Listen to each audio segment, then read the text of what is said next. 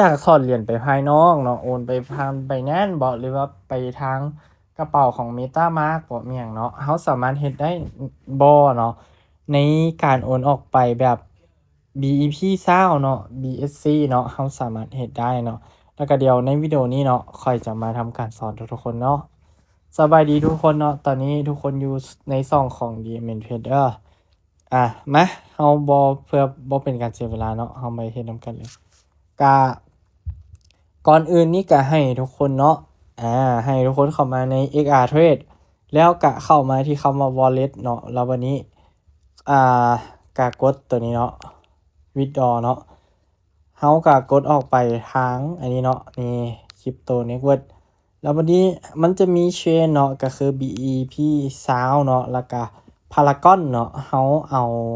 ตัวนี้เด้อทุกคนเด้อค่อยจะโอนผ่านเชนตัวนี้เนาะพอใช้เป็นประจำแล้ววันนี้เราก็ใส่ address เนาะหรือว่าที่อยู่แล้วก็จำนวนเงินเนาะซึ่ง address นี่เราก็ต้องไปเอาอยู่บนที่เราจะไป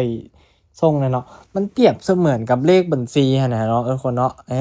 ซึ่งค่อยจะเอาอยู่ทาง Binance เนาะ Binance ของค่อยเองโอเคค่อยต้องการฝากเนาะโอเคค่อยก็กดเพิ่มเงินแล้วก็ฝากคริปโตเนาะแล้ววันนี้ต้องการฝากเป็น USDT เนาะ USDT ผ่านเครือข่ายของ BEP20 เนาะทุกคนสังเกตเบิ่งเนาะมันจะมีหลายเทรนเนาะ Paragon อะไรทำไมนี้มันมีหลายเนาะเชนของ Paragon นี่มันก็ค่าธรรมเนียมจะต่ำเนาะแต่ว่าค่อยจะเลือกตัวนี้เนาะเพราะตัวนี้ก็ใช้เป็นประจำเนาะก็ค่าลอกที่อยู่กระเป๋าเนาะค่าลอกปุ๊บแล้ววันนี้ก็มาวางใส่เนาะขั้นตอนวิธีกดเด้อทุกคนสังเกต5ตัวทั้งหน้าเนาะ5ตัวทั้งหน้าเนาะแล้วก็5ตัวทั้งท้ายเนาะแล้วก็5ตัวทั้งท้ายนี่เขาก็สังเกตเบิ่งมันตรงกันแล้วเนาะโอเคเขาก็กดเลยเนาะกดใส่จำนวนเนาะซึ่งค่อยจะโอนไป100เนาะนี่มันจะหักค่าธรรมเนียม1เหรียญเนาะโอเคเขาก็กดไปเนาะกดอันนี้ไปโมมันข้างทุกคนน่าจะบักเนาะโอเคบ่เป็นหยังวางaddress แล้วก็ BEP20 เนาะใส่จำนวนเงินนี่มันก็จะขึ้นอยู่นี่เนาะเขากดเบิ่งอยู่นี่เลยก็ได้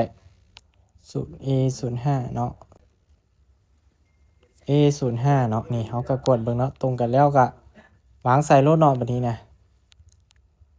รหัสธุรกรรมกดเบิ่งให้ดีเนาะทุกคนเนาะเพราะอันนี้สำคัญเลยเขาโอนผิดมันก็จะไปเลยเนาะเงินเขา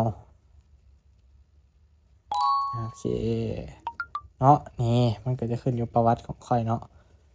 100เนาะ100เหรียญเนาะเบิ่งบัดนี้เข้ามาทาง Binance เนาะปึ๊บนี่มันก็กำลังสิประมวลผลเนาะ100เหรียญเนาะ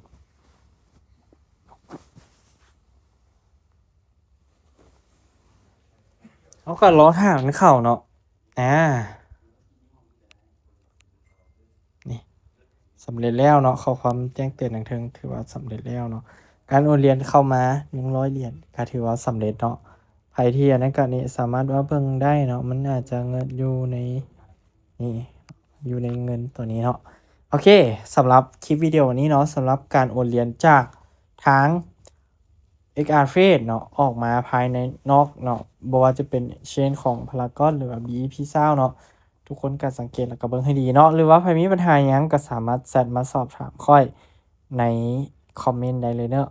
โอเคสำหรับวิดีโอนี้ขอบใจทุกคนหลายๆเนาะขั้นตอนง่ายๆมีเพียงแต่เท่านี้เด้อ